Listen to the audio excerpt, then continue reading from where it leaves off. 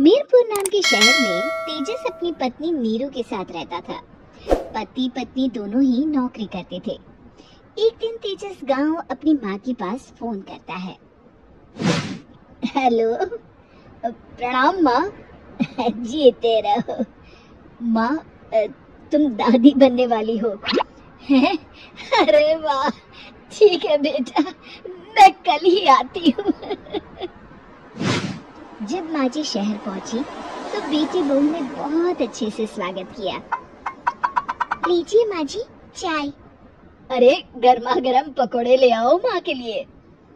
नीरू रसोई में गई और 2 मिनट में ही पकोड़े ले आई। जी ये लीजिए। बहू जादू से बनाए हैं क्या? अभी तो रसोई में गई थी। यम्मी। माँ जी, शीला रसोई में पकोड़े तल रही है, मैं बस लेकर आई। हे भगवान, मेरा धर्म भ्रष्ट कर दिया तूने। अब तो गंगा जल से शुद्धिकरण करना होगा। दूसरे दिन, माँ जी मैंने नाश्ता बना दिया है, ऑफिस जा रही हूँ। पर अभी तो घर का सारा काम पड़ा है। शीला आती ही होगी, झाड़ू पोछा बर्तन कपड़े वो सब कर लेगी। हमारे जमाने में घर का सारा काम हम ही करते थे। जी माँ जी, आप बहुत होशियार हैं, मैं घर ऑफिस दोनों नहीं संभाल पाती। तो जरूरत क्या है घर से बाहर जाकर चाकरी करने की? वैसे भी घर का काम खुद करने से घर में बरकत आती है, समझी?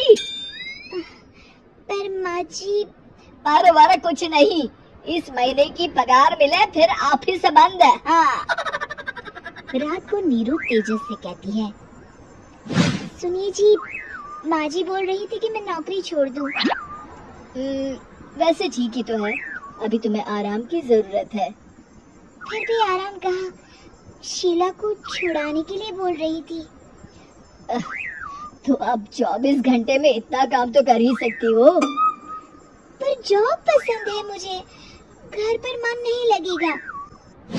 अगले दिन जब दोनों ऑफिस के लिए निकल रहे थे, मेरी तो कोई कीमत ही नहीं है इस घर में।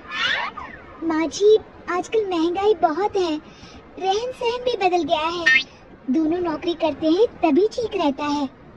अच्छा, तू कहना क्या चाहती है?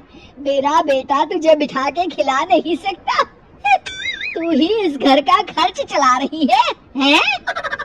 नहीं माँ जी, मेरा वो मतलब नहीं था।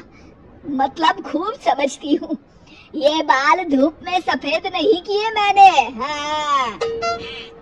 अब तो ये रोज का काम हो गया था। तेजस भी रोज की झिकझिक से परेशान हो गया था। एक दिन उसने कहा, नीरू, वैसे भी तुम्हें मैटरनिटी लीव मिलने वाली है, तो अभी से ही छुट्टी ले लो। पर क्या, मेरी सैलरी अच्छी खासी है। आखिर नीरू ने रिजाइन कर दिया। जब बच्चा हुआ तो घर में सब बहुत खुश हुए।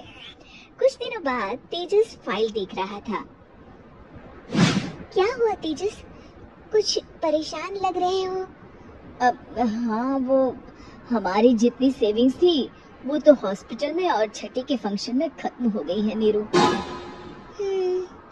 और अभी वैसे मंदी चल रही है तो मैं बोल रही थी कल मुन्ना को हेपेटाइटिस का टीका लगवाना है। नीरू, क्या पोस्टपोन नहीं कर सकते? नहीं जी, बिल्कुल नहीं। अब तेजस को समझ में आ रहा था कि उससे गलती हुई है। पैसों की कमी का असर घर के माहौल पर भी पड़ रहा था। अगले दिन, बेटा मेरा चश्मा और ये दवाइयाँ ले आना, पर्चा देते हुए माँ जी ने कहा। जी। तेजस, मुन्ना के लिए दूध का डिब्बा और डायपर भी ले आना, और ये किराने के सामान की लिस्ट है, इसे भी लाना है। तेजस गुस्से में लिस्ट मरोड़कर फेंकता है और चिल्लाता है, पैसे क्या पेड़ पर उगते हैं? ये ले आना, वो ले आना। अरे पर ये जरूरत का सामान ही है। वो गुस्से में बिना कुछ कहे ऑफिस चला गया। अरे लंच तो ले जाइए। नीरू दौड़कर डिब्बा पकड़ाती है एक दिन खाना खाने के बाद।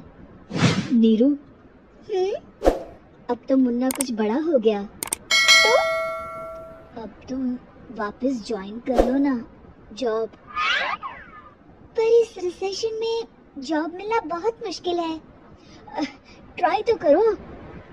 फिर मुन्ना, माँ जी है ना, और एक फुल टाइम मेड भी लगा लेंगे। पर माँ जी, उन्हें तो पसंद नहीं। तभी माँ जी वहाँ आ जाती है और प्यार से नीरू के सर पर हाथ फेरते हुए बोलती है, अब मेरी समझ में आ गया बहू, पहले के और अब के समय में अंतर है। तुम काम शुरू करो, मुन्ना की जिम्मेदारी मेरी।